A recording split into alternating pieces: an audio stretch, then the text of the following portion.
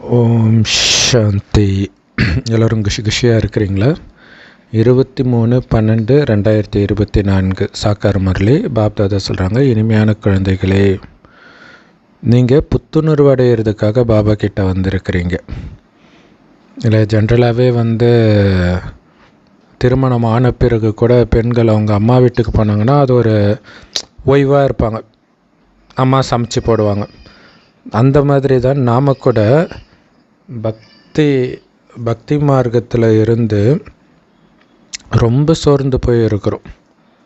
So இப்போ பாபா கிட்ட வந்த உடனே, அதாவது மதுபனில் நேரடியாக வந்து பார்க்கும் பொழுது நம்முடைய களைப்பு எல்லாம் நீங்கிடுது. ஸோ அதுக்கு தான் வந்திருக்கிறோம். ஸோ பக்தி மார்க்கத்தில் அலைஞ்சி திரிஞ்சது எல்லாம் நீங்கிடுதுன்றார். ஸோ இது நல்லதாக போச்சு. ஏன்னா இப்போ தான் ராமாயணம் அந்த சபரி உடைய காட்சி பார்த்தேன். வயசானவங்க அவங்க ராமருக்காக யுகமாக காத்துட்ருப்பாங்கன்னு நினைக்கிறேன். ஸோ அப்போ நான் யுகமாக செய்த தவத்துக்கான பலன் கிடச்சிடுச்சின்ட்டு ராமரை பார்க்கும்போது சொல்லுவாங்க. ஆனால் நான் பார்க்குற நேரம் உங்களை என்னால் அடையாளம் கண்டுபிடிக்க முடியல. ஏன்னா அவங்க வயசானவங்களாகிடுவாங்க. ஸோ வயசானா கண்ணு தெரியாது இல்லையா? ஸோ அந்த அர்த்தத்தில் எல்லோரும் புரிஞ்சுக்குவாங்க. பட் ஆனால் ஆத்மா வயசாகிடுச்சு, அதுவும் இருக்குது இல்லை? ஆக்சுவலாக ரெண்டுத்துக்குமே பொருந்தும். ஏன்னா பாபா குழந்தைங்க பெரும்பான்மையானவர்கள் பார்த்திங்கன்னா எல்லா சென்டர்லையுமே வயசானவங்க அதிகமாக இருப்பாங்க. ஸோ அப்போ அதை யோசித்து பார்த்தா, இல்லை வயதான பிறகு கிடைக்கிறாங்க கடவுள், அவருக்காக தான் பல ஜென்மம் தவம் பண்ணோம் அப்படின்லாம் நினச்சி அந்த பாவனையோடு பார்க்கும்போது பயங்கரமாக இருக்குது. பாபா அடைஞ்சது எவ்வளோ பெரிய பாக்கியம் அப்படிங்கிறத அந்த பக்தி சீரியல் பார்க்கும்போது நமக்கு புரியுது. ஸோ அப்போ அந்த இத்தனை நாள் ஏங்கி கிடந்து கண்ணு பூத்து போயிடுச்சு, அந்த சோர்வெல்லாம் போயிடுச்சு அப்பாவை பார்த்த உடனே. கேள்வி, ஸோ குழந்தைங்களை புத்துணர்வு அடையிறதுக்கு பாபா என்ன யுக்தி பயன்படுத்துகிறாரு? பாபா இந்த ஞானத்தை கொடுத்து கண்டினியூஸாக கொடுத்து உங்களை ஊக்கப்படுத்துகிறார். புத்துணர்வு அடையிறதுக்கு ஞான மழையில் நம்மளை குளிப்பாட்டுறார். அதனால்தான் அங்கேயும் தேவிகளுக்கு அபிஷேகம் பண்ணுறாங்க. அதே மாதிரி பாபாவின் நினைவின் மூலமாகவும் நீங்கள் புத்துணர்வு அடைகிறீங்க. இல்லை, பக்தி செஞ்சு செஞ்சு சோர்ந்து போயிடுச்சு ஆத்மான்றார். பக்தி மார்க்கத்தின் பழக்கங்கள் எல்லாம் சேர்ந்து தான் ஆத்மாவுடைய சக்தியை இழக்க வச்சிடுச்சு. ஏன்னா பக்தியும் சாதாரணமாக பண்ண மாட்டாங்களே, பக்கத்தில் இருக்கிற கோயிலுகளும் போக மாட்டாங்களே, எங்கேயோ போயிட்டு வருவாங்க. அதுலேயும் ஆத்மா சோர்ந்து போயிடுச்சு. ஸோ இப்போ அந்த சோர்ந்து போனதெல்லாம் மீண்டும் அந்த சக்தி நிரம்பணும், புத்துணர்வு அடையணும்னா ஞானத்தை சிந்தனை பண்ணிக்கிட்டே இருக்கணும், பாபாவை நினைவு பண்ணிக்கிட்டே இருக்கணும், நினைவு சொரூபமாக இருக்கணும். அதை பற்றி தான் நேற்று முரளி ஃபுல்லாக எடுத்தார். அந்த நினைவு சொரூபன்றது பாபா நினைவு மட்டும் இல்லை, சக்தியின் சொரூபம், ஆத்மா சொரூபம் எல்லாமே.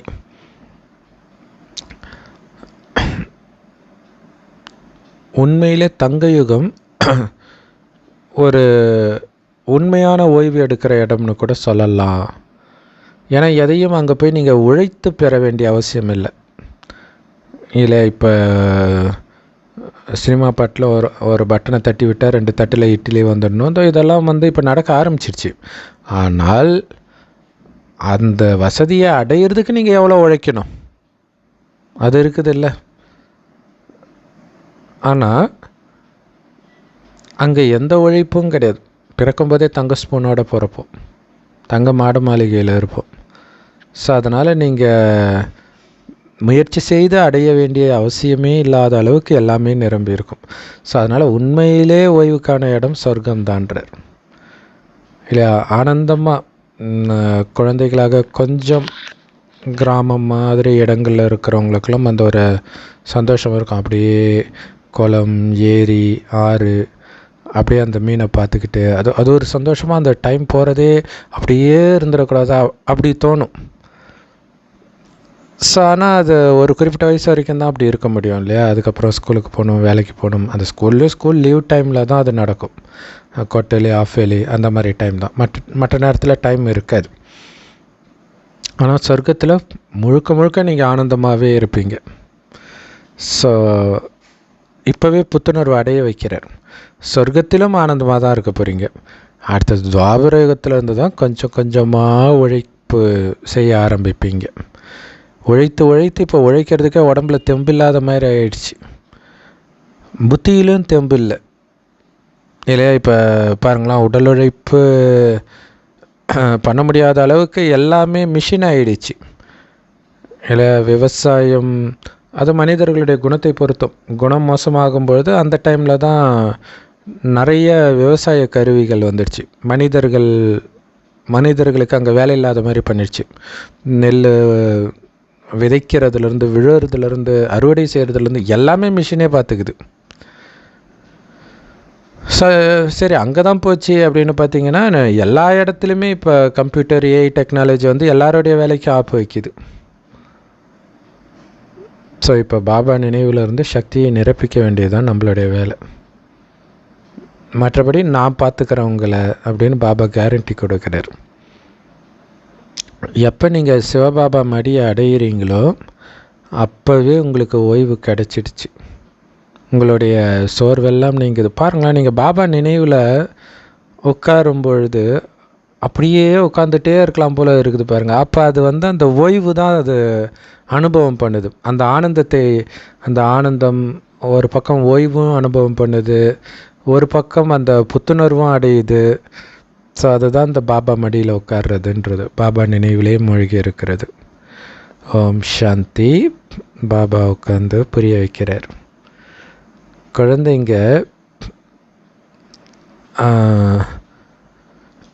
குழந்தைங்களுக்கு பாபா தாதா மூலமாக புரிய வைக்கிறார். குழந்தைங்க மட்டும் இல்லை, இந்த தாதா கூட அதே நேரத்தில் கேட்டுட்டு தான் இருக்கிறார், உங்களை மாதிரியே புரிஞ்சுக்கிறார். தாதா கடவுள் கிடையாது இல்லையா? பிரம்மா தாதா கடவுள் கிடையாது. தாதானா மூத்த சகோதரன். ஸோ நாம் கேட்டுருக்கிறது கடவுளுடைய மகா வாக்கியம் பிரம்மா வாய் வழியாக.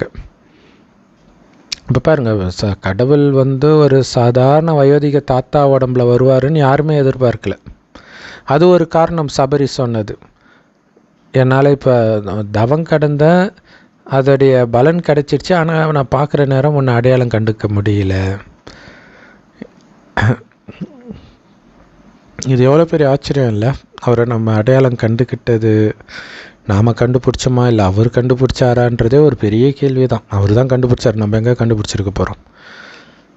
ஸோ பாபா என்ன புரிய வைக்கிறார்? நீங்கள் ஆத்மாபிமானி ஆகுங்கள். நீங்கள் உங்களை ஆத்மானு உணராத வரைக்கும் உங்களால் பரமபிதா பரமாத்மாவை நினைக்கவே முடியாதுன்றார். ஸோ இதில் என்னென்னா, பாபா குழந்தை ஆகிறதுக்கு முன்னாடியே பாபா நம்மளை ப்ரிப்பரேஷன் பண்ணுவார்.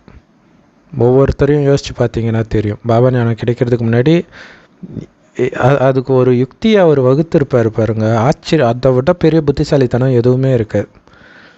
எப்படி போய் எந்த பக்குவத்தில் இதை கேட்டால் அவங்களுக்கு பிடிக்கும் அப்படிங்கிறது அப்பாவுக்கு மட்டுமே தெரியும் இல்லை? இப்போ ஜென்ரலாக அம்மாவுக்கு வந்து இந்த பையனுக்கு இது பிடிக்கும், இந்த பையனுக்கு இது பிடிக்கும்னுவாங்கள்ல. ஆனால் இப்போ இருக்கிற அம்மாக்களுக்கு தெரியுமான்றது டவுட்டு. ஆனால் பாபாவுக்கு ஒவ்வொரு குழந்தையும் எப்படி சொன்னால் ஏற்றுக்குவாங்கன்னு தெரியுது பாபாவுக்கு. ஸோ புரிய வைக்கிறது என்ன? ஆத்மா அபிமானி ஆகுங்க. இதை தான் புரிய வைக்கிறேன். ஏன்னா ஆத்மானு உணராமல் நீங்கள் பரமாத்மாவை நினைக்க முடியாது. முதல்ல ஆத்மாபிமானி ஆகுங்க. இப்போ தானாகவே பரமாத்மா ஞாபகம் இருந்துக்கிட்டே இருக்கும். எல்லா ஆத்மாக்களும் இப்போ அழுக்காக இருக்குது. அழுக்கானவர்களை மனிதர்கள்னும் தூய்மையானவர்களை தேவதைகள்னும் சொல்லப்படுது. ஸோ இதை புரிஞ்சிக்கிறதோ மற்றவர்களுக்கு புரிய வைக்கிறதோ ரொம்ப ரொம்ப ஈஸி. மனிதர்கள் தானே கூப்பிட்டாங்க பதித்த பாவனனே வான்ட்டு. பதித்தம்னா அழுக்கு, பாவனன்னா தூய்மை. ஸோ அழுக்கானவர்களை தூய்மையாக்குபவனே வான்னு கூப்பிட்ருக்குறாங்க. தேவதைகள் ஒருபோதும் இப்படி கூப்பிடலையே. அங்கே பக்தியே கிடையாது. சொர்க்கத்தில் அவசியம் கிடையாது. பக்தி பண்ணுறது அவரை கூப்பிட்றதுக்காக. அவரை கூப்பிட்றது நம்ம அழுக்காக இருக்கிறோம் தூய்மையாக்குங்கன்றதுக்காக. சொர்க்கத்தில் தான் தூய்மையாக இருப்பாங்க இல்லையா? பதித்த பாவனர் தந்தை அழுக்கானவர்கள் கூப்பிட்டதுனால வந்திருக்கிறார். ஸோ அந்த ராமாயணத்தில் கூட சபரி ஒவ்வொரு நாளும் வெயிட் பண்ணுவாங்க. அந்த பூவாலேயே ராமர் பாதம் நோகக்கூடாது அப்படிங்கிறதுக்காக வெறும் பூவாக கொட்டி வச்சுருப்பாங்க. அந்த பூ வழியாக தயவுசெய்து யாரும் நடக்காதீங்கன்னு சொல்லுவாங்க மற்ற முனிவர்கள் வரும்போது, என் ராமனுக்காக நான் வச்சுருக்கிறேன்ட்டு. அப்போ சிரிச்சிட்டு போவாங்க. போகிற வழியில் அவங்களுக்குள்ளே பேசிக்குவாங்க, இந்த சபரியை பற்றி என்ன நினைக்கிறீங்க? அதாவது ஒரு மனநலம் பாதிக்கப்பட்ட பொண்ணு மாதிரி ஒரு உணர்வில் இருப்பாங்க அவங்க. அப்போ ஒருத்தர் சொல்கிறாரு, சபரியுடைய பக்தியை சாதாரணமாக எடை போட முடியாது. ஏன்னா பக்திக்கு பகவான் கண்டிப்பாக பதில் சொல்லாமல் போக மாட்டார், கண்டிப்பாக வருவார் அப்படின்னு சொல்லுவாங்க. ஸோ பாபாவும் அதான் சொல்கிறார், நீங்கள் அழுக்கானவர்களாக இருந்தாலும் கூப்பிட்ட உடனே பாபா வந்துட்டார், வந்த ஆத்மாக்களை தூய்மையாக்குறார். இன்னொரு விஷயமும் சொல்லணுன்னு ஆசைப்பட்டேன். என்னென்னா, பாபா சொன்னார் இல்லையா, சும்மா ஒரு வாய் எனக்கு ஊட்டி விட்டுட்டு அப்படியே நீங்கள் பாட்டுக்கு சாப்பிட்டு இருக்கிறீங்களா?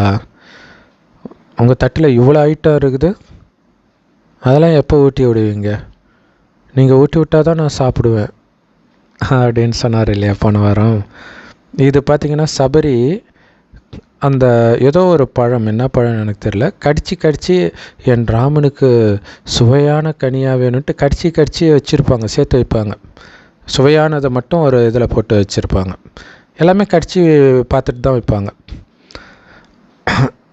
அப்போ ராமருக்கு கொடுக்கும்போது அவர் அப்படியே எடுத்து சாப்பிட்டு, ஆஹா இந்த மாதிரி இனிமையானதை பகவான் கூட சுவைச்சிருக்க மாட்டார் அப்படின்னு சொல்லுவாங்க. லக்ஷ்மணன் ஒரு மாதிரி பார்ப்பார், நீயும் சாப்பிடு லக்ஷ்மணா அப்படின்னு சொல்லும் பொழுது, அண்ணா அது எச்சில் பட்டு இருக்குது, அதனால் என்ன, இருக்கிறதுல ரொம்ப சுவையாக இருக்குதே, அவங்களுடைய அன்பு இருக்குதே அப்படின்லாம் சொல்லுவார்.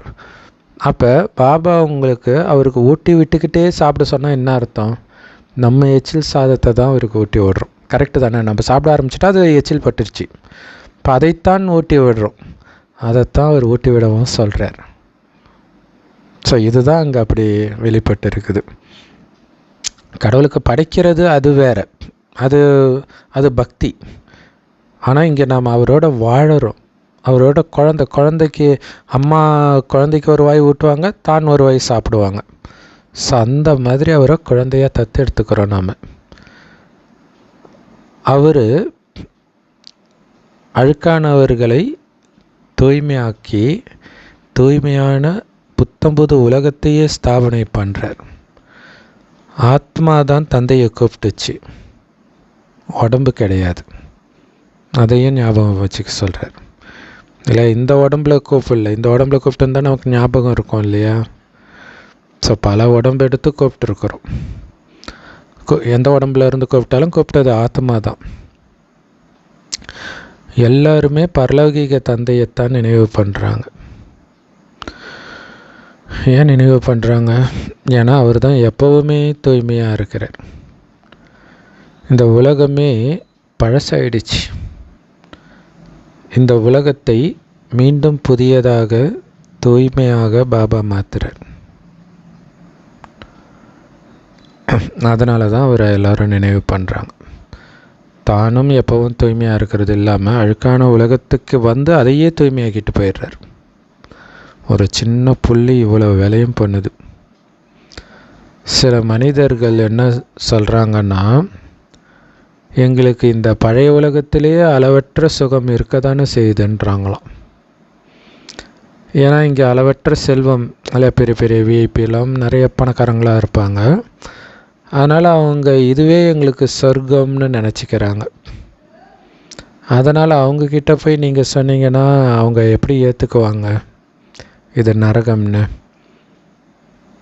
ஆனால் இந்த இரும்பு யுகத்தை போய் சொர்க்கம்னு நினைக்கிறது முட்டாள்தனம்.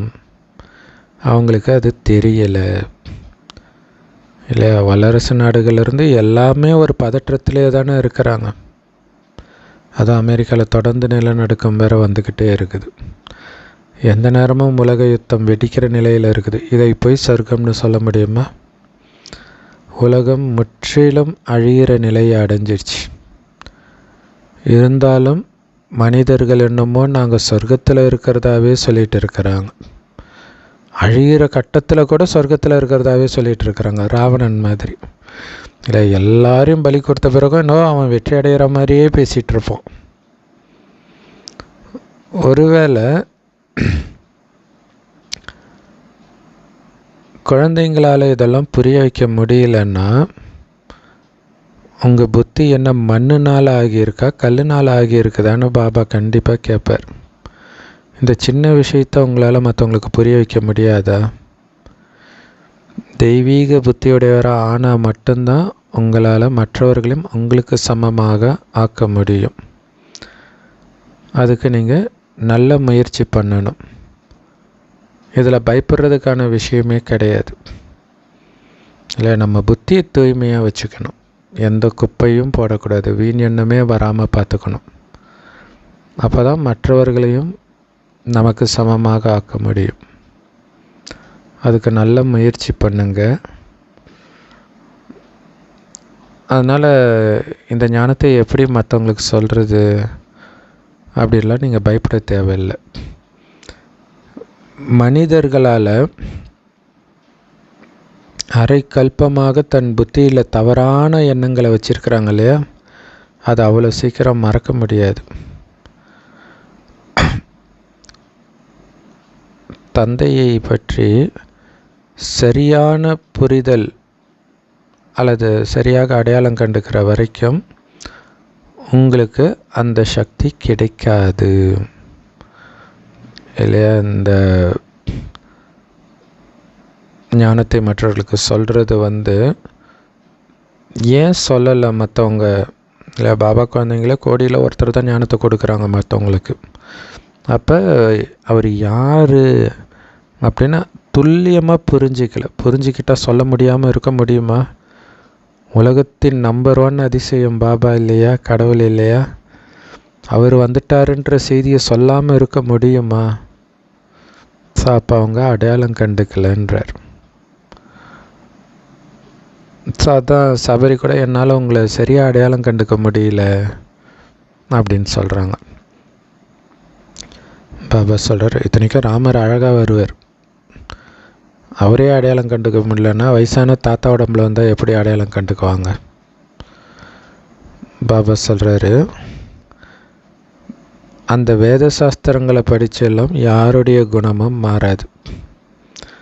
நாளுக்கு நாள் இன்னமும் மோசமாக தான் ஆனாங்க. வேத சாஸ்திரங்களை படித்து சதோ பிரதானத்திலேருந்து தமோ பிரதானமாக தான் ஆனாங்க. யாருடைய புத்தியிலும் நாம் எப்படி சதோ பிரதான தேவதைகளாக இருந்தோம் அப்படிங்கிறது தெரியல. யாருடைய புத்தியிலுமே நம்ம எவ்வளோ சதோ பிரதான தேவதைகளாக இருந்தோம், எப்படி மறுபிறவி எடுத்து கீழே வந்தோம் அப்படிங்கிறது யாருக்குமே தெரியல. உண்மை சொல்லணும்னா யாருக்குமே எதுவுமே தெரியல. அதான் உண்மை. 84 பிறவிகளுக்கு பதிலாக மனிதர்கள் 84 லட்சம் பிறவிகள் சொல்லிட்டாங்க. அப்புறம் என்ன புரியுமா உங்களுக்கு?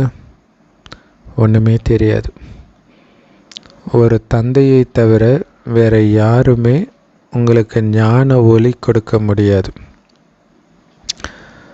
எல்லாமே இருட்டில் தான் இருக்கிறாங்க. ஸோ கோயில் குளம்னு அலைஞ்சி திரிஞ்சிட்டு இருக்கிறாங்க.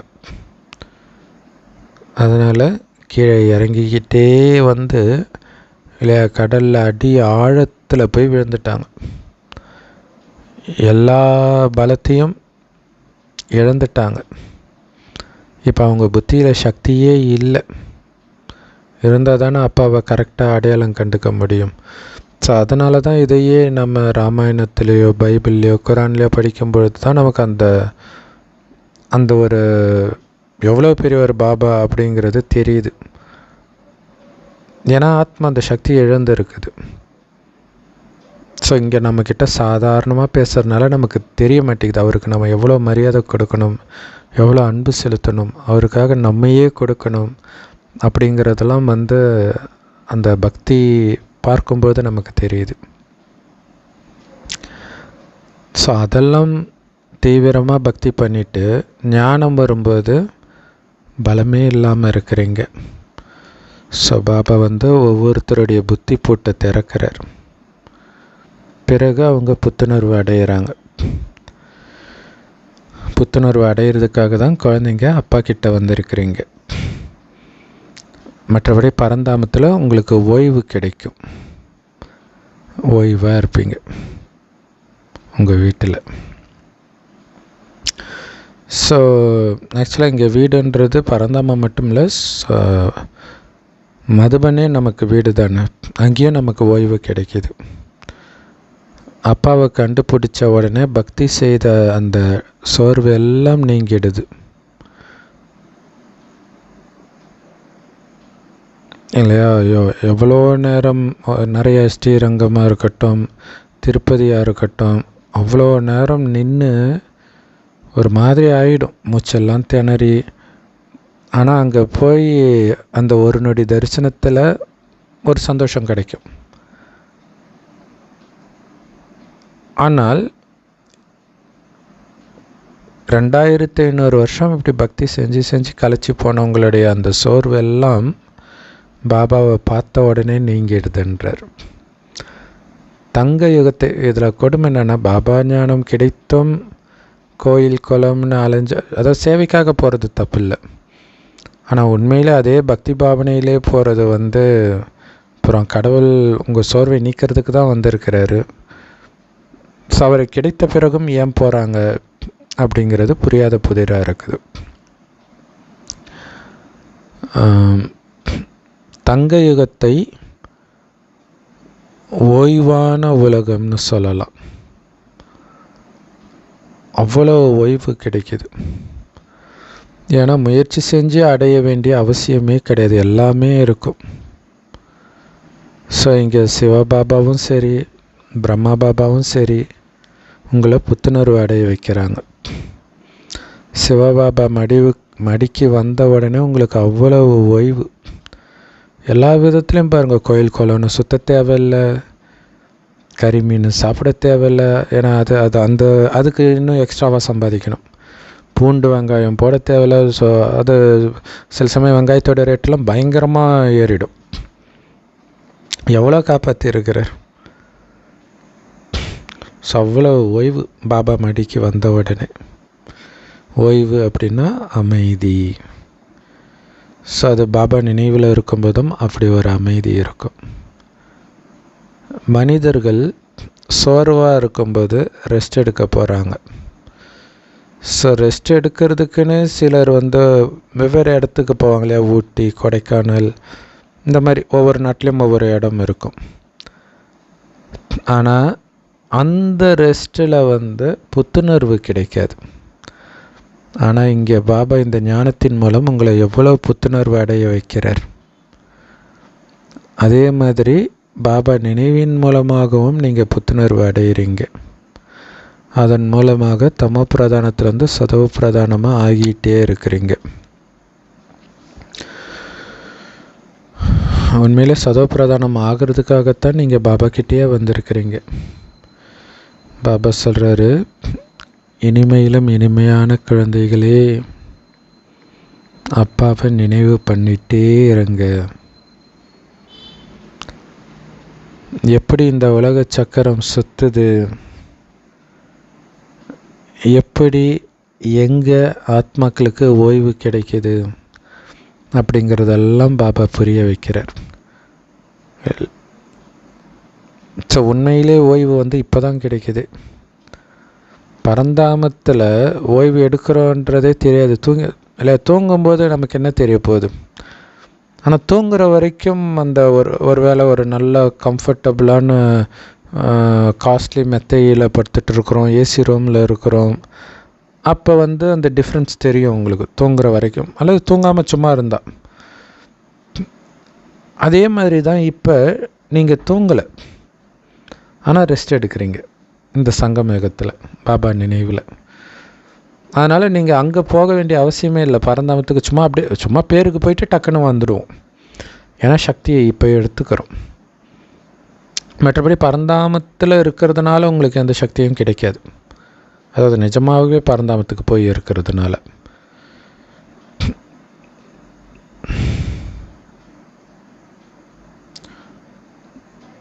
ஸோ குழந்தைங்களுடைய கடமை பாபா நமக்கு என்ன கொடுக்குறாரோ அந்த செய்தியை ஒவ்வொருத்தருக்கும் கொடுக்க வேண்டியது. அதுக்கு தான் நம்ம பாபா குழந்தையாக இருக்கிறோம். ஸோ இறை தூதர்கள் நாம தான். பாபா சொல்கிறாரு, என்னை நினைவு செய்தீர்கள் என்றால் நீங்கள் இந்த சொர்க்க ஆஸ்தியின் எஜமானர்களாகிடுவீங்க. இல்லையா? பாபாவை நினைவு செய்கிறதுல தான் இருக்குது. அதுதான் பிள்ளையார் எனக்கு உலகமே என்னுடைய அப்பா அம்மாதான்ட்டு சிவன் பார்வதியை சுற்றி ஞான பழத்தை அடைகிறார். அதாவது இந்த ஞானத்தின் பலனான சொர்க்கத்தின் எஜமானர் பதவியை அடைகிறார். ஸோ நமக்காகவே இந்த சங்கம் யுகத்தில் புத்தம் புது சொர்க்கத்தை உருவாக்கிட்டு இருக்கிறார் பாபா. ஆனால் உருவாக்குற நேரம் இந்த சங்கம் யுகம்தான். பிறகு நீங்கள் அங்கே போய் எஜமானராயிடுவீங்க. பிறகு துவாபர யுகத்தில் மாயையினால் சபிக்கப்படுறீங்க.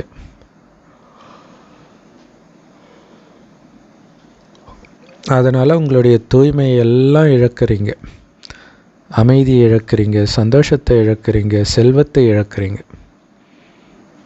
ராவணனுடைய சாபத்தினால இழக்கிறீங்க எல்லாத்தையும்.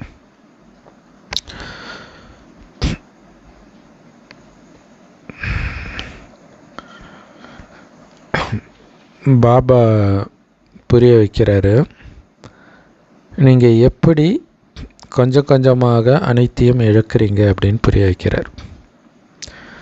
இந்த துக்கதாமத்தில் ஓய்வே இருக்க முடியாது. ஆனால் சுகதாமத்தில் ஓய்வு தான். துக்கதாமத்தில் பாருங்களாம், பணக்காரங்களும் வேலை செஞ்சிட்ருக்காங்கப்பா. அங்கே ரஜினி எவ்வளோ பெரிய கோடீஸ்வரர், இந்த வயசுலேயே நடிச்சிக்கிட்டு இருக்கிறார். ஓய்வே எடுக்க முடியல அவரால், இல்லையா? அதான் துக்கதாமம். ஆனால் சொர்க்கத்தில் ஓய்வு எல்லாருக்குமே. வேலைக்காரனாக இருந்தாலும் சரி, வெட்டியானாக இருந்தாலும் சரி, நிறைய பேர் சேர்ந்து செய்வாங்க. அதனால் அது ஒரு பெரிய கஷ்டமாகவே தெரியாது. ஸோ அதுக்கு பழக்கப்படுத்துறதுக்கு தான் பாபா இப்போ இந்த அவ்யக்த முறையிலெல்லாம் ஒற்றுமை இருக்கணும். ஒற்றுமையும் திட சங்கல்பமாக இருந்துச்சுன்னா ஒரு வருஷத்து வேலையை ஒரே மாதத்தில் பண்ண முடியும்னு பாபா சொல்கிறார். ஸோ அப்போ ஏன்னா அங்கே எல்லோரும் ஒற்றுமையாக ஒன்றா நிறைய பேர் இருப்பாங்க இல்லையா, வேலைக்காரர்கள் எல்லாமே. அதனால தான் அங்கே டயர்டே இருக்காது, ஒரு ஜாலியாகவே இருக்கும். ஆனால் இங்கே ஒரு வேலைக்காரங்க தான் வச்சாங்கன்னா பெரும்பாலும் வைக்கிறதும் இல்லை.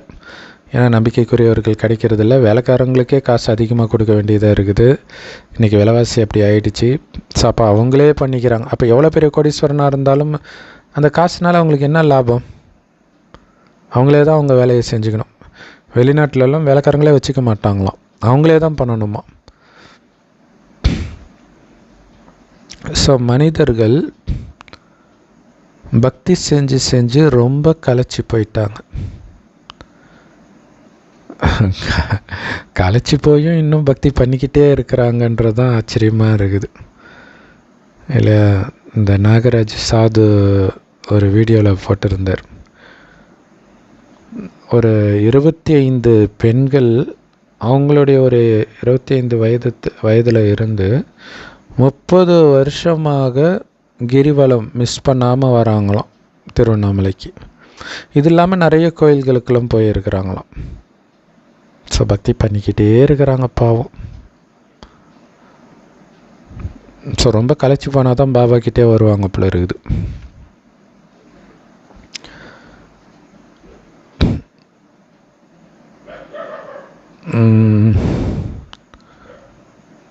ஸோ நிறைய பேருக்கு பார்த்திங்கன்னா ரிட்டையர் ஆன பிறகு கோயிலாக சுற்றணும் அப்படிங்கிறது ஒரு ஆசையாகவே இருக்கும், குறிப்பாக பெண்களுக்கு. ஸோ அது மாதிரி எனக்கு தெரிஞ்ச ஒரு சகோதரிக்கு அப்படி ஆசைப்பட்டாங்க. பட் ரிட்டையர் ஆகிறதுக்கு ஒரு வருடத்துக்கு முன்னாடியே கைலாயத்துக்கு அங்கெல்லாம் போயிட்டு வந்துட்டாங்க. போயிட்டு அப்படியே படுத்த படுக்கை ஆகிட்டாங்க. அப்புறம் எப்படியோ ஹார்ட் சர்ஜரி பண்ணி ஏதோ ஒரு வருஷம் ஒப்பேற்றினாங்க. அதுக்கப்புறம் அவங்களால எழுந்திரிக்கவே முடியல. கடைசி வரைக்கும் இறக்குற வரைக்கும் படுத்த படுக்கையாகவே இருந்தாங்க. அவங்க வீட்டிலே ஒரு பாபா குழந்தை அந்த ஞானத்தை கொடுக்குறாரு, ஆனால் கேட்கவே மாட்டுறாங்க. என்ன பண்ணுறது? நான் அவங்க செய்த பல ஜென்மம் செய்த பக்தியின் பலனாகத்தான் அவங்களுக்கு கிடைக்குது, ஆனால் உதாசீனப்படுத்திட்டாங்க. இதெல்லாம் நினச்சாலே எப்படி இருக்குது இல்லையா? அவங்க வீட்டிலேயே பக்கா பாபா குழந்தை வந்து கொடுத்து பார்க்குறாரு. வேறு யாரோ வந்தெல்லாம் கொடுத்து பார்க்குறாங்க. நீங்களாம் எல்கேஜி, நான் பிஹெச்டி படித்தவங்ககிட்ட வந்து நீங்கள் எல்கேஜி படிக்கிறவங்க வந்து சொல்கிறீங்களா அப்படின்னு அந்த சகோதரி கத்துவாங்க. நான் பண்ணுறது. ஸோ இதை பார்க்கும்போது நம்ம எப்படித்தான் பாபா குழந்தை ஆகணுமோ அப்படின்னு ஆச்சரியமாக இருக்குது. கொஞ்சம் மிஸ் ஆகிருந்தால் அவ்வளோதான் இல்லையா?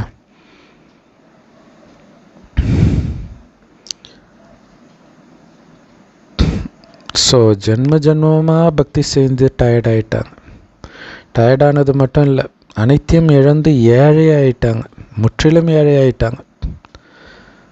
பாபா புரிய வைக்கிறார், எல்லா ரகசியத்தையும் புரிய வைக்கிறார். புத்தம் புதியவர்கள் இங்கே வராங்க அப்படின்னா அவங்களுக்கு நீங்கள் நிறைய புரிய வைக்கணும், புரிய வைக்க வேண்டி இருக்குது. அவங்க நிறைய விஷயங்களை பற்றி சிந்திக்கிறாங்க, அதனால் நிறைய கேள்வி கேட்டுக்கிறாங்க. இது ஒரு ஏமாத்துகிற இடமா இருக்குமா? ஏன்னா சுற்றி ஏமாத்துறது இருக்கிறதுனால உண்மையான இடத்துக்கு வந்து இது ஏமாத்துறாங்களோ, ஏதோ மாயமந்திரம் பண்ணுறாங்களோ, பிரெயின் வாஷ் பண்ணுறாங்களோ, ஹிப்னாட்டிசம் பண்ணுறாங்களோ அப்படின்னு பயந்துட்டு அவ்வளோ கேள்வி. ஏன்னா அப்போ வந்து நிறைய கெட்ட பேர்லாம் வந்துச்சு இல்லையா வடநாட்டில் ஆரம்பத்தில். ஸோ அதனால் அவங்களுக்கு ரொம்ப புரிய வைக்க வேண்டியதாக இருக்குது அப்போ. ஆனால் நாம் என்ன சொல்கிறோம்? கடவுள் தான் மந்திரவாதின்னு நாம் சொல்கிறோம். அதனால் பாபா சொல்கிறாரு, ஆமாம், உண்மையில் நான் தான் மந்திரவாதி இல்லையா? அவங்க பண்ண அந்த மேஜிக்கு, அப்படியே சொர்க்கத்துக்கு போனது, கிருஷ்ணரோட நடனம் ஆடினது, காட்சி கிடச்சதெல்லாம் பண்ணது பாபா, நாம் கிடையாது. ஆனால் நான் மந்திரவாதி தான் பாபா சொல்கிறார், சிவபாபா, நான் மந்திரவாதி தான். ஆனால் நான் வந்து மனிதனை ஆட்டு மந்தையாக மாத்திர மந்திரம் பண்ணுறது கிடையாது. ஸோ இப்போ நீங்கள் புரிஞ்சுக்கிறீங்க யாருடைய புத்தி ஆட்டு மந்த மாதிரி இருக்குதுன்ட்டு. ஒரு பாட்டு கூட இருக்குது, சொர்க்கத்தின் திவ்ய ஓசையை ஆடு அறியுமோ அப்படின்ட்டு.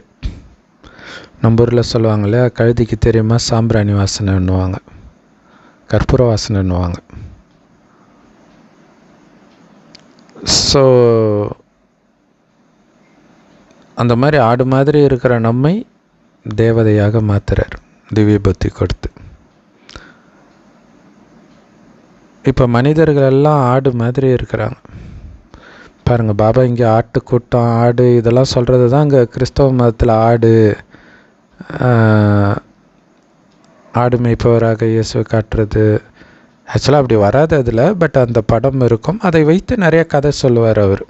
அதனால் இயேசு ஆட்டுக்குட்டியை தூக்கிட்டு இருக்கிற மாதிரி நிறைய படங்கள் இருக்கும். ஸோ அந்த ஆடு காணாமல் போயிடுச்சு, இந்த எல்லா கதையும் இங்கத்து விஷயன்றார். அந்த பாடல் கூட இந்த நேரத்திற்கான பாடல். ஆனால் இந்த கல்பத்தின் முடிவில் கூட மனிதர்களால் இதை புரிஞ்சிக்க முடியல. சந்திகா தேவிக்கு அவ்வளோ பெரிய விழா எடுக்கிறாங்க. சந்திகான்றது ஆக்சுவலாக வெட்டியான் இல்லையா, பெண் வெட்டியான். யார் அந்த சண்டிகா தேவி? அவள் தேவின்னு சொல்கிறாங்க. ஆனால் தங்க யுகத்தில் அப்படியெல்லாம் பேர் வைக்க மாட்டாங்க, ரொம்ப அழகழகான பேர்கள் தான் வைப்பாங்க. தங்க யுகத்தில் இருக்கிறவங்கள தான் உயர்ந்தவர்கள்னு சொல்லுவாங்க. இந்த இரும்பு யுகத்தில் இருப்பவர்களுக்கு ரொம்ப அழுக்கான பட்டம் கொடுக்கப்படுது. ஸோ இன்றைய மனிதர்கள் ரொம்ப உயர்வானவர்கள்னு யாரும் சொல்ல முடியாது. தேவதைகள் தான் உயர்ந்தவர்கள். கடவுளுக்கு மனிதனை தேவதையாக்க அதிக காலம் பிடிக்காது அப்படின்னு சொல்லப்படுது. ஸோ தேவதைகள் எப்படி மனிதர்களாகிறாங்க, மனிதர்கள் மீண்டும் எப்படி தேவதை ஆகிறாங்கன்ற ரகசியத்தை பாபா நமக்கு இப்போ புரிய வைக்கிறார். சத்தியுகம் தேவதைகளின் உலகம், இந்த கலியுகம் மனிதர்களின் உலகம். ஸோ சொர்க்கத்தை தான் பகல் ஒளி அப்படின்னு சொல்கிறோம். இந்த நரகத்தை இரவு, இருட்டு, பிரம்மாவின் இரவு அப்படி சொல்லப்படுது. ஸோ ஞானத்தை தான் ஒளி என்றும் பக்தியை இருள்னும் சொல்லப்படுது. எப்படி சூப்பராக சொல்லிட்டாரு பாருங்க. பக்தியே அஞ்ஞானம்தான். ஸோ அது இருள்.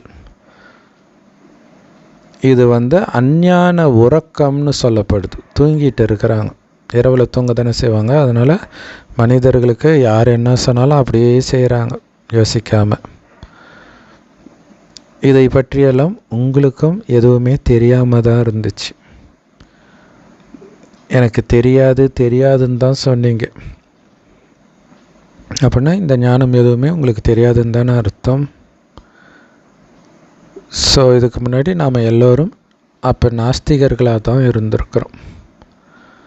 எல்லையற்ற தந்தையை பற்றியே தெரியாமல் இருந்தோமே. அவர் தான் நம்முடைய உண்மையான அனாதியான தந்தை, நிரந்தர தந்தை, அனைத்து ஆத்மாக்களின் தந்தை அவர். அந்த எல்லையற்ற தந்தையுடையவராக நாம் இப்போ ஆகியிருக்கிறோம். இந்த குப்தமான ஞானத்தை குழந்தைங்களுக்கு பாபா கொடுக்கிறார். இந்த ஞானம் வேறு எந்த மனிதன்கிட்ட இருந்தும் நாம் பெற முடியாது. ஆத்மாக்கள் எப்படி கண்ணுக்கு தெரியாமல் மறைமுகமாக இருக்குதோ அதே மாதிரி தான் பாபா கொடுக்குற இந்த ஞானமும் மறைமுகமாக இருக்குது. ஆத்மா தாரணை பண்ணுற அந்த ஞானமும் மறைமுகமாக இருக்குது. ஏன்னா இதை எதுவும் கண்ணில் காட்ட முடியாது. சொர்க்கம் வரப்போகுதுன்றாரு, சொர்க்கத்தை காட்ட முடியாது. ஆத்மாவும் புரிஞ்சுக்கோங்கன்றாரு, அதையும் காட்ட முடியாது. பரமாத்மாவை நினைங்கன்றாரு, அதையும் காட்ட முடியாது. இல்லை, ஸோ எல்லாமே இங்கே மறைமுகமாக இருக்குது. ஆத்மாக்களாகிய நீங்கள் உங்கள் வாய் மூலமாக இந்த ஞானத்தை பேசுகிறீங்க. ஆத்மாக்கள் மறைமுகமான தந்தையின் மறைமுகமான நினைவில் இருக்கிறீங்க. குப்தமான தந்தையோ குப்தமாக நினைவு பண்ணிக்கிட்டே இருக்கிறீங்க. இதில் தான் பலம் இருக்குது. பாபா சொல்கிறார், குழந்தைகளே தேக உணர்வுடையவராக ஆகாதீங்க. அதுதான் பிரச்சனை இல்லை. நேற்று முரளி ஃபுல்லாக அதை தான் ஆழமாக சொன்னார். நான் ஆத்மான்னு சொல்லாதீங்க, ஆத்மாவாகவே உணருங்கன்றார். ஏன்னா இந்த தேக உணர்வு உங்களுடைய பலத்தை இழக்க வச்சிடும் இல்லையா. ஆத்ம உணர்வில் இல்லாட்டினாலே நீங்கள் தேக உணர்வில் இருக்கிறீங்கன்னு தான் அர்த்தம். இயல்பாகவே அதில் வந்துடுவீங்க. அப்போ உங்களுடைய பலமெல்லாம் போயிட்டே இருக்கும்ன்றார். ஆனால் ஆத்ம உணர்வில் இருக்கும்போது ஆத்மாவுக்கு சக்தி நிரம்பிக்கிட்டே இருக்கும்ன்றார் ஆத்மாவுக்குள்ளே. ஸோ சக்தியை நிரப்பிக்கிறதுக்கு தான் நம்ம பாபா குழந்தையாக இருக்கிறோம். அதன் மூலமாக தான் ஆத்மா புத்துணர்வு அடையுது. ஸோ அதனால் பாபா சொல்கிறாரு, இந்த நாடகத்தின் ரகசியத்தை தெளிவாக புரிஞ்சிக்கிட்டு முன்னேறி போய்கிட்டே இருங்க. நான் நாராயணன் ஆகணும், அதுக்கு நான் ஆத்ம பலம் பொருந்தியவனாக ஆகணும். அந்த பலம் உண்மையில் உங்களுக்கு இருக்குதான்னு செக் பண்ணுறதுக்காக டெஸ்ட் பேப்பர் வரும். அதுக்கு நீங்கள் விலகி சாட்சியாக இருக்கணும். இதுதான் நாடகத்தின் ரகசியம். அதை மறந்து எதையாவது இது என்னுடையவர்கள் நினச்சிங்கனாலே உங்களுக்கு அடி விழும். ஸோ அதனால தான் எல்லாத்துலேருந்து இந்த உடல் உணர்வுலேருந்து கூட விலகி இருக்க சொல்கிறார். அதுதான் நாடகத்தை புரிஞ்சிக்கிட்டு முன்னேறுறதுன்னு சொல்கிறது. யார் இந்த அழிவற்ற நாடகத்தின் ரகசியத்தை தெளிவாக புரிஞ்சுக்கிட்டாங்களோ அவங்க என்ன ஆனாலும் சதா ஆனந்தமாக தான் இருப்பாங்க. இல்லை, நான் தனியாக வந்திருக்கிறேன், சிவனுடையவன் நான், அந்த ஆனந்தத்திலேயே இருப்பாங்க. மனிதர்கள் மேலே போகிறதுக்கு எவ்வளோ முயற்சி பண்ணுறாங்க. ஏன்னா மேலே ஏதோ உலகம் இருக்குதுன்னு மனிதர்கள் நினச்சிட்டு இருக்கிறாங்க. ஸோ பாபா மிகப்பெரிய ரகசியத்தை வெளிப்படுத்துகிறார் பார்த்தீங்களா. மனிதர்கள் ஒன்றும் பெரிய புத்திசாலி கிடையாது. வேதத்தில் போட்டிருக்குது இல்லையா, சொர்க்கம் மேலே இருக்குதுன்ட்டு, அதனால் மேலே போய் வாழறதுக்கு ட்ரை பண்ணுறாங்க இல்லையா. மார்ஸில் தண்ணி இருக்குதா, அங்கேயும் மனிதர்கள் இருக்கிறாங்க. இதெல்லாம் எங்கேருந்து வருது? வேதத்தில் இருந்து இல்லை. எல்லா மதத்துலேயுமே சொர்க்கம் மேலே இருக்குது அப்படின்னு தானே சொல்லிட்டாங்க. அதனால தான் மேலே போகிறதுக்கு அவ்வளோ முயற்சி பண்ணுறாங்க. ஏன்னா அங்கே ஒரு உலகம் இருக்குதுன்ட்டு வேதத்தின் மூலமாக அப்படி கேட்டுட்டாங்க. அதனால் போய் பார்க்கலாம். ஏன்னா இங்கே வேறு மக்கள் தொகை அதிகமாகிடுச்சா, அதனால் மேலே ஒரு உலகத்தை உருவாக்கிடலாம் அப்படின்னு முயற்சி பண்ணுறாங்க பாவம்.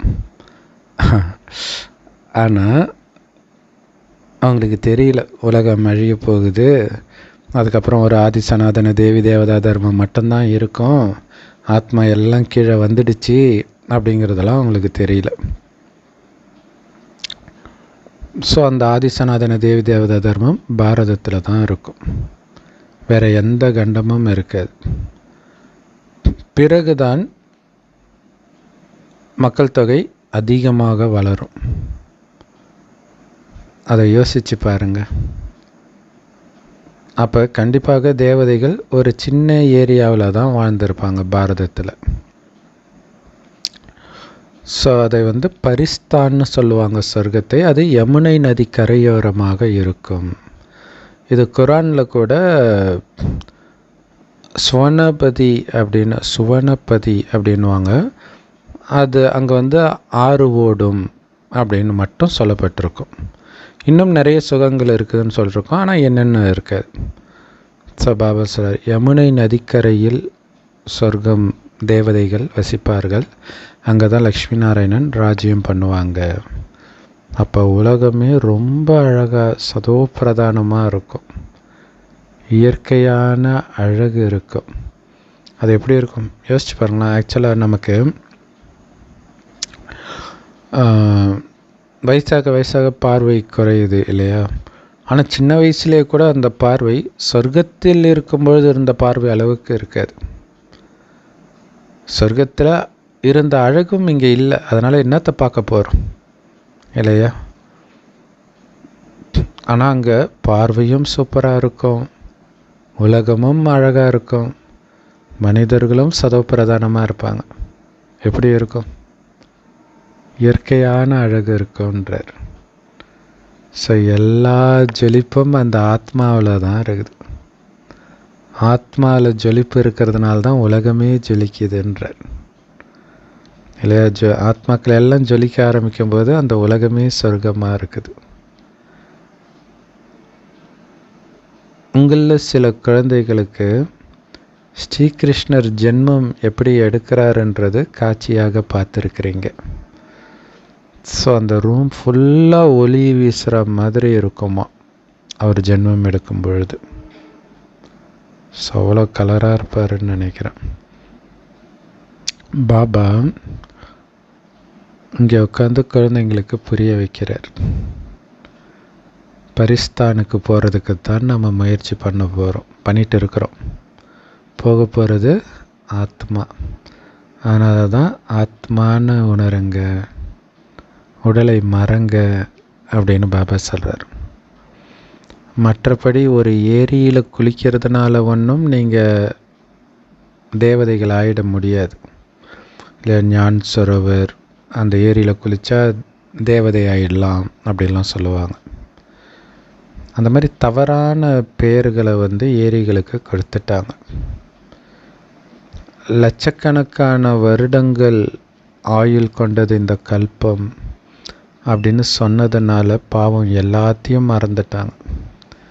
இப்போ தான் நமக்கு வரிசைக்கிரமமாக முயற்சிக்கு ஏற்ப எல்லாம் புரிஞ்சுக்கிறோம். ஸோ எவ்வளவு சின்ன ஆத்மா எத்தனை உடல் எடுத்து எவ்வளோ பெரிய பாகத்தை 5000 வருஷம் நடிக்குதுன்றத சிந்திங்க. மெய்சிலிர்ப்பாக இருக்கும். இந்த ஜென்மத்திலே சிந்திச்சு பாருங்களேன். சின்ன வயசில் நிறைய விஷயங்கள் இப்போவே ஏதோ பல ஜென்மம் எடுத்த மாதிரி தான் இருக்குது இல்லையா? குழந்தை பருவம் அது அப்போவே மறந்துருக்கும். பிறந்தது அது நமக்கு ஞாபகமே இருக்காது. அப்புறம் எல்கேஜியில் ஞாபகம் இருக்கிறதெல்லாம் எப்படா லஞ்சு பீரியட் வரும், என்னோடய டிஃபன் பாக்ஸை பார்க்கணும், இதே தான் ஞாபகம் இருக்கும். அப்போ யோசிக்க வேறு செய்வேன், எப்படி என் டிஃபன் பாக்ஸை கண்டுபிடிக்கிறதுன்ட்டு. ஸோ அப்படிலாம் நம்ம இருந்தோமா? உண்மையிலேயே அவ்வளோ சின்ன பிள்ளையாக இருந்தோமா? அது நினைக்கவே ஆச்சரியமாக இருக்குது. அப்படி தானே சொர்க்கத்துலேயும் நாம் இருந்திருப்போம். அதை தான் பாபா சொல்கிறார். அதை யோசித்து பாருங்கள். அந்த குட்டி புள்ளி ஆத்மா எவ்வளோ அழகான நடிப்பெல்லாம் நடிச்சிருக்குது. ஸோ ஒரு ஆத்மா உடம்பை விட்ட பிறகு அந்த உடம்புடைய நிலைமையை பாருங்கள். இல்லை, அதை பார்க்கும்போதே நமக்கு கலை இழந்து இருக்கிறது தெரியும் இல்லையா? தூங்கிட்டு இருக்கிற மாதிரிலாம் இருக்காது, நல்லாவே தெரியும். அதெல்லாம் பெரும்பாலும் இறக்கும்போது வாய் திறந்து கண்ணு கூட திறந்து தான் இருக்கும். இவங்க மூடுவாங்க, உடனே மூடினா முடிக்கும், இல்லைன்னா மூட முடியாதுன்னு நினைக்கிறேன். ஸோ நைட்டு தூக்கத்திலே இறந்துட்டாங்க அப்படின்னா மூட முடியாது, காலைல எழுந்துச்சி தானே பார்ப்பாங்க. ஸோ ஆத்மாக்கள் தான் இந்த பாகத்தை நடிக்குது. இது ரொம்ப ஆழமாக சிந்திக்க வேண்டிய விஷயம். இவ்வளோத்தையும் அந்த குட்டி ஆத்மா தான் பண்ணிச்சா? இல்லை நல்லா ஜாலியாக நடிச்சிட்டு திடீர்னு காணாமல் போயிடுச்சு இல்லையா? லவ் பண்ணிகிட்டே இருந்துட்டு திடீர்னு ஒருத்தன் காணாமல் போகிறதுக்கு அதுக்கு ஏதோ ஒரு டேர்ம் கூட சொல்லுவாங்க. அதுவே மனிதர்களால் தாங்க முடியல. ஆனால் கூடவே இருந்துட்டு கணவனாக, குழந்தையாக, அப்பா அம்மாவாக இருந்துட்டு நல்லா பேசிகிட்டு இருந்து திடீர்னு பார்க்குறோம் அது பேசவே இல்லை. ஸோ அந்த உடம்பு மேலே அவ்வளோ பற்று கொடுத்துட்டோம். அதுக்கு தான் விலகி இருங்கன்றார். ஆத்மாவை மட்டும் பாருங்கள், அது மட்டும் நடிக்கிறதா பாருங்கள். உடம்பே பார்க்காதீங்க, உயிரோடு இருக்கும்போதும் பார்க்காதீங்க, உயிர் போனப்புறமா பார்க்காதீங்க. ஸோ அந்த ஆத்மாவை பற்றி சிந்தனை பண்ண தான் நமக்கு அந்த ஆத்ம உணர்வு வரும். ஒட்டுமொத்த உலகத்தின் அனைத்து நடிகர்களும் அவங்கவுங்களுடைய பாகத்தை நடித்தே ஆகணும். அவங்களுடைய நடிப்பில் முந்தைய கல்பத்திலேருந்து இந்த கல்பத்துக்கு ஒரு சின்ன வித்தியாசம் கூட இருக்காது. எல்லா நடிப்பும் அப்படியே துல்லியமாக திரும்ப நடிக்கப்படுது. ஸோ இதில் எந்த விதமான சந்தேகமும் கிடையாது, இருக்க முடியாது.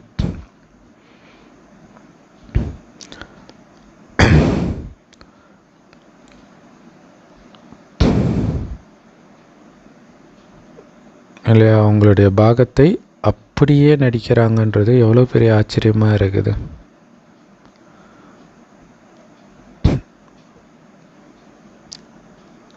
அவங்க ஆனால் ஒவ்வொருத்தருடைய புத்திக்கும் வித்தியாசம் இருக்கும். ஒருத்தர் மாதிரி இன்னொருடைய புத்தி அப்படியே துல்லியமாலும் இயங்காது. அது ஒரு பெரிய ஆச்சரியம். ஆத்மாவில் தான் மனம் புத்தி இருக்குது. ஸோ ஆத்மா வித்தியாசப்படுதுனாலே மனம் புத்தியும் வித்தியாசப்படும். ஸோ அதனால தான் இந்த ஞானம் எல்லாராலையும் ஏற்றுக்க முடியல. நம்ம எதனால் இந்த ஞானத்தை கேட்டு இம்ப்ரெஸ் ஆனோமோ அதே ஞானத்தை கேட்கும்போது மற்றவர்கள் இம்ப்ரெஸ் ஆக மாட்டாங்க. அதான் ஆச்சரியமாக இருக்கும். இப்போ கிறிஸ்தவர்கள் அப்படியே அந்த ஞானத்தை கேட்ட உடனே ஓடி போயிடுறாங்க. நம்மக்கிட்ட வந்து சொல்லும்போது நமக்கு போகணும்னு தோணலைல்ல. ஸோ ஒவ்வொரு ஆத்மாவுடைய நடிப்பும் தனியாக இருக்குது. நாம் தான் உதவித்தொகையை அடைய போகிறோம் அப்படின்னு எப்போ குழந்தைங்க தெரிஞ்சுக்கிறாங்களோ அப்போ அவங்களுடைய மனசில் அவ்வளோ சந்தோஷம் இருக்கும். ஜென்ரலாக ஸ்கூலில் சொல்கிறார், நமக்கு வந்து ஸ்காலர்ஷிப்பு கிடச்சிடுச்சு அப்படின்னாலே சந்தோஷம் இருக்கும். இங்கே கூட உங்களுடைய லட்சியத்தை எதிர பார்த்த உடனே உங்களுக்கு அவ்வளோ சந்தோஷமாயிடும். யார் இந்த லக்ஷ்மி நாராயணன் தெரியுமா? இது நீங்கள் தான். அது உங்களுக்கு புரியும் பொழுது தான் அந்த சந்தோஷம் வரும்.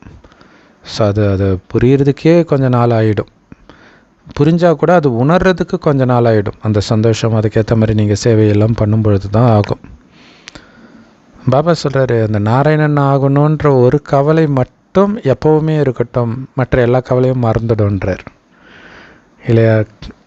மற்றதெல்லாம் உங்களுக்கு ஆனந்தமாக இருக்கும். ஏன்னா உங்களுடைய தலைவிதியை நீங்கள் எழுதுறீங்க, அது ஃபஸ்ட் கிளாஸாக எழுதணும். இந்த வருமானம் அழியாது இல்லையா? இப்போ இங்கே சம்பாதிக்கிறாங்க, விட்டுட்டு போயிடுறாங்கல்ல. எவ்வளோ பெரிய கோடீஸ்வரனாக இருந்தாலும் இந்த இப்போ ரத்தன் டாட்டா இறந்தார், எடுத்துட்டா போனார். அடுத்தது எங்கே போய் பிறந்தாரோ தெரியாது. ஆனால் இங்கே நீங்கள் அழிவற்ற வருமானம் 2500 வருடத்துக்கு தேவையானதை சேர்த்து வைக்கிறீங்க. இது எவ்வளோ பெரிய அதிர்ஷ்டம். ஸோ அவர் பிரம்மகுமாரி சென்டருக்கும் வந்திருக்கிறாரு. ஆனால் ஃபாலோ பண்ணாரா, புரிஞ்சிட்டாரா? கண்டிப்பாக சேவை பண்ணல. பண்ணியிருந்தால் தெரிஞ்சிருக்கும் இல்லையா? நீங்கள் கண்டிப்பாக சந்தோஷமாயிடுவீங்க இந்த லட்சியத்தை பார்த்தவுடன், உணர்ந்தவுடன். ஏன்னா நீங்கள் இங்கே படிக்கிறதே லக்ஷ்மி நாராயணன் மாதிரி ஆகிறதுக்காகத்தான். வேறு எந்த ஸ்கூல்லையும் அடுத்த ஜென்மத்துக்கான லட்சியத்தை நீங்கள் பார்க்கறது கிடையாது. இந்த ஒரு ஸ்கூலை விட்டால் வேறு எந்த ஸ்கூலும் இப்படி கிடையாது.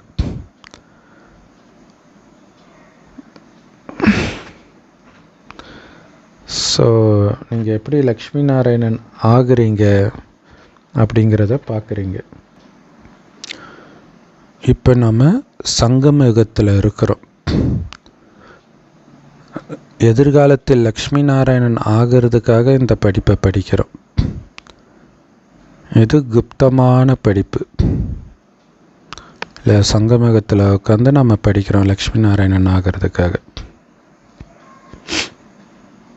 அங்கே போய் லக்ஷ்மி நாராயணன் ஆகிறதுக்கு படிக்க முடியாது, முயற்சி பண்ண முடியாது. இப்பயே பண்ணணும். ஸோ அப்போ அந்த லட்சியத்தை பார்க்கும்போது உங்களுக்குள்ள அவ்வளவு சந்தோஷம் இருக்கணுன்றார். உங்கள் சந்தோஷத்துக்கு அளவே கிடையாதுன்றார். ஏன்னா அவ்வளோ சந்தோஷத்தை அனுபவிக்க போகிறீங்க. அப்போ அனுபவிக்க போகிறோன்னு அனைத்தையும் இழந்திருக்கும்போது தெரியும்போது உங்களுக்கு எவ்வளோ சந்தோஷம் வரணும். மிகப்பெரிய லாட்ரி சீட். ஆனால் அதை நினைக்க தான் உங்களுக்கு அந்த சந்தோஷமே வரும். ஸ்கூலுனால் உண்மையிலே இப்படித்தான் இருக்கணுன்றார் இல்லையா? சந்தோஷமாக ஸ்கூலில் சொல்லிக் கொடுங்கன்றார். ஆனால் சந்தோஷத்தை அடையிறத பற்றி தான் இங்கே சொல்லியே கொடுக்கப்படுது. மற்றபடி எந்த ஸ்கூலும் சந்தோஷமாக இருக்க முடியாது. இப்போ தான் எல்கேஜி யூகேஜிக்கு சந்தோஷமாக இருக்கணுன்ட்டு ஏதோ பண்ணுறாங்க. ஆனால் அதுக்கப்புறம் வளர வளர சந்தோஷம் போயிடும். ஆனால் நமக்கு அந்த மேலே படிக்க அவங்களுக்கு சுமை அதிகமாகிட்டே இருக்கும். ஆனால் நமக்கு படிக்க மனசு லேசாகுது, ஆனந்தமாகுது. அதான் பாபா சார் ஸ்கூல்னால் இப்படித்தான் இருக்கணும். இது குப்தமான ஸ்கூலு, ஆனால் ரொம்ப ரொம்ப சக்திசாலியான ஸ்கூலு இல்லையா? சக்திசாலிகளை உருவாக்குற ஸ்கூலு. ஸோ பொதுவாக எந்த அளவுக்கு ஒரு படிப்பு முக்கியமோ அந்த அளவுக்கு நிறைய வசதி வாய்ப்புகள் இருக்கும் இல்லையா? உயர்ந்த படிப்பு எல்லா காலேஜில் ஸ்கூல்லையும் இருக்காது. பெரிய பெரிய யூனிவர்சிட்டியில் இருக்கும், அதில் நிறைய வசதியும் இருக்கும். ஆனால் இங்கே பாருங்கள், மிக உயர்ந்த படிப்பு, உலகத்திலே இதை விட உயர்ந்த படிப்பு எதுவுமே கிடையாது. ஆனால் தரையில் உட்காந்து படிக்கிறீங்கன்றார். ஸோ அந்த காலத்தில் தரையில் உட்காந்துருப்பாங்க. இப்போ சேர் போட்டு நல்லாவே உட்காந்துருக்குறோம். ஸோ ஆத்மாக்களாகிய நீங்கள் தான் படிக்கணும். படிக்க போகிறது ஆத்மா தான். அதனால் உங்கள் உடம்பு தரையில் உட்காருதா அல்லது சிம்மாசனத்தில் உட்காருதோ, ஆனால் நான் லக்ஷ்மி நாராயணன் ஆக போகிறேன் இதை படித்து பாஸ் ஆகி அப்படின்ற சந்தோஷத்தில் துள்ளி கொதிக்கணும் நீங்கன்ற.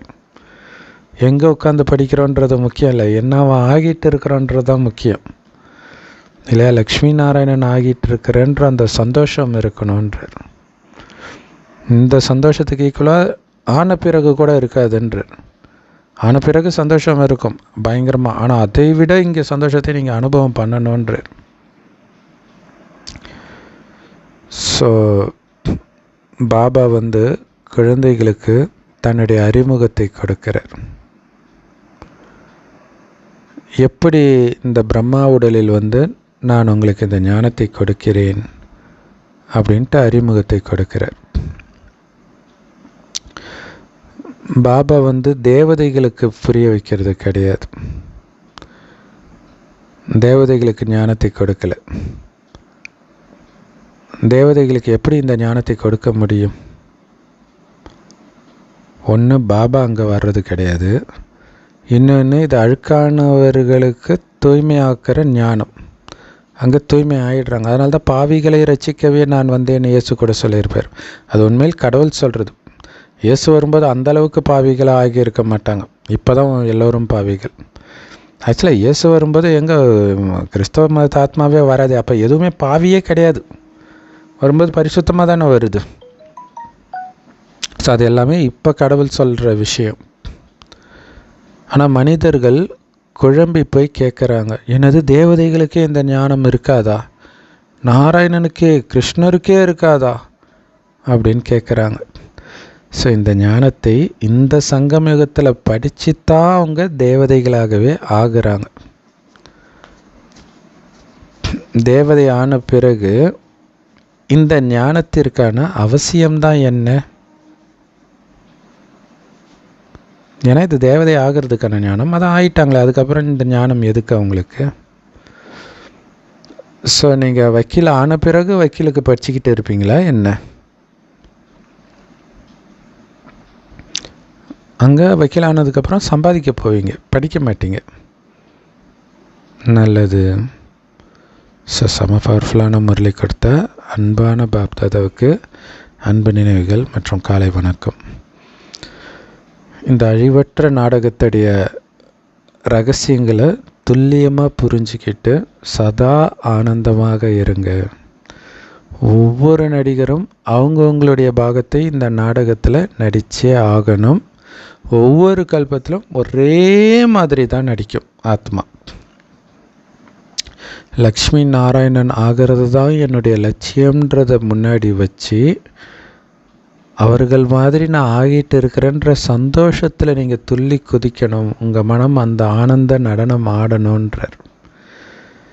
ஸோ இந்த படிப்பின் மூலமாகத்தான் நான் லக்ஷ்மி நாராயணன் ஆகிறேன்னா இது எவ்வளோ பெரிய படிப்புன்ற போதை உங்களுக்கு இருக்கணும் அப்படின்னு பாபா சொல்கிறார். செம்ம பவர்ஃபுல்லான வரதானம் ஸ்லோகன். நினைவு மற்றும் சேவையின் சக்திசாலியான ஆதாரத்தை வைத்து அதிவேகத்தில் முன்னேறக்கூடிய மாயை வென்றவர் ஆகுங்கள். பிராமண வாழ்க்கையின் அஸ்திவாரமே பாபா நினைவும் சேவையும் தான். ஸோ எப்போ இந்த இரண்டு ஆதாரங்களும் சக்திசாலியாக இருக்குதோ அப்போ தான் நீங்கள் அதிவேகத்தில் முன்னேற முடியும் இந்த பிராமண வாழ்க்கையில். ஒருவேளை சேவை ரொம்ப அதிகமாக ஆனால் நினைவு ரொம்ப பலகீனமாக இருக்குது அப்படி இருந்தாலோ, அல்லது நினைவு சூப்பராக இருக்குது ஆனால் சேவை ரொம்ப கம்மியாக இருக்குது அப்படின்னு இருந்தாலோ உங்களால் அதிவேகத்தில் முன்னேற முடியாது. ஸோ அதனால் நினைவிலும் அதிவேகம் இருக்கணும், சேவையிலும் அதிவேகம் இருக்கணும். நினைவும் சுயநலமற்ற சேவையும் ஒரே நேரத்தில் நடந்தால் மட்டுமே உங்களால் ஈஸியாக மாயை வென்றவர் ஆக முடியும். அப்போ ஒரு காரியம் செய்வதற்கு முன்பே அந்த வெற்றி உங்கள் கண்ணுக்கு தெரியும்ன்றார். ஸோ இதை இன்னும் ஒரு முறையில் என்ன சொல்லியிருப்பார்னா, மாயை நுழைவதற்கு ஏதாவது ஒரு வாசல் படி திறந்து வச்சாதான் அது வரும். ஸோ எல்லா வாசல் படியும் எப்படி நீங்கள் பூட்டணும் அப்படின்னா, நினைவு மற்றும் சேவைன்ற ரெட்டை பூட்டு போடணும். அந்த ரெண்டு பூட்டுமே டைட்டாகவும் இருக்கணும். ஒரே ஒரு பூட்டு போட்டாலும் மாயா வந்துடும், அல்லது ஏதோ ஒரு பூட்டு லூஸாக இருந்தாலும் மாயா வந்துடும். ஸோ நினைவு மற்றும் சேவை இது ரெண்டும் இருந்தால் மட்டும்தான் மாயை வெல்ல முடியும். ஸோ அதுக்காக தான் எல்லோரையும் சேவை பண்ணுங்கன்னு சொல்கிறோம். அதை அவங்க புரிஞ்சிக்காமல் ஏதோ மாயை வந்துச்சு அதுலேருந்து எப்படி வெளில வருதுன்னா என்ன பண்ண முடியும் நம்ம, இல்லையா? ஸ்லோகன்.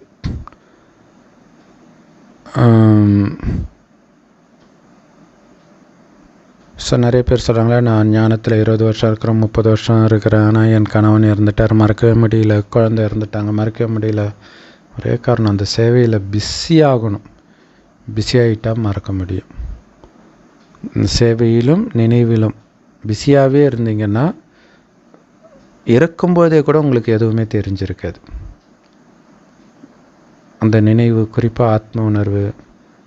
ஏன்னா புத்தினால் இங்கேருந்து விலகியே தானே இருக்கிறீங்க. வெளி உலகத்துக்கு சக்தி கொடுத்துக்கிட்டே இருக்கணும். இந்த சூக்ஷ்மவாதனத்திலேருந்து கீழே வரக்கூடாது எப்போவுமே. அதில் இங்கே இருக்கிறதே எப்படி ஒரு வெளியூரில் இருந்தால் எல்லாம் மறந்து போயிடுமோ அந்த மாதிரி மறந்து போகணும். அதை தான் மறங்கன்றார். அது எப்படி குடும்பத்தில் இருக்கிறது மறக்கிறது, இருந்துட்டு மறக்கிறது? உடம்பு குடும்பத்தில் இருக்கட்டும், புத்தி மேலே இருக்கட்டும்ன்றார். புத்தி மூலமாக தானே பற்று நுழையுது, அது இங்கே இருக்க வேண்டான்றார். ஸோ செம்ம பவர்ஃபுல்லான வரதானம். ஸ்லோகன் அதே மாதிரி, இந்த உலகத்தையே ஒரு ஆன்மீக விளையாட்டாக நினச்சிக்கோங்க. அதில் வரக்கூடிய ஒரு பிரச்சனைகளையும் ஒரு ஆன்மீக பொம்மையாக நினச்சிக்கோங்கன்றார். செம சூப்பரில். கரெக்டு தானே? அடுத்து என்ன பண்ணணும்? ஒரு செஸ்ஸு, அடுத்த ஸ்டெப்பு என்ன, அதை மட்டும்தான் யோசிக்கணும். இது ஒரு ஆன்மீக விளையாட்டு. ஒவ்வொரு ஆத்மாவுக்கும் அந்தந்த ப்ரோக்ராம் படி அது நடிக்குது. அதுக்கேற்ற மாதிரி வளைஞ்சு கொடுத்து நம்ம எப்படி அதிலிருந்து வெளியில் வர்றது, சக்கரவேகத்தில் இருந்து. ஸோ ஆத்மான்னு நினச்சாலே வெளில வந்துடும். ஆத்மாவுடைய நடிப்பை நடிக்குதுன்றதை பார்த்தாலே வெளில வந்துடும். ஓம் சாந்தி. செம பவர்ஃபுல் வரதானம் slogan. Love you Bap Dada. Thank you Bap Dada. குஷியாக இருங்க, கிளர்ச்சியாக இருங்க.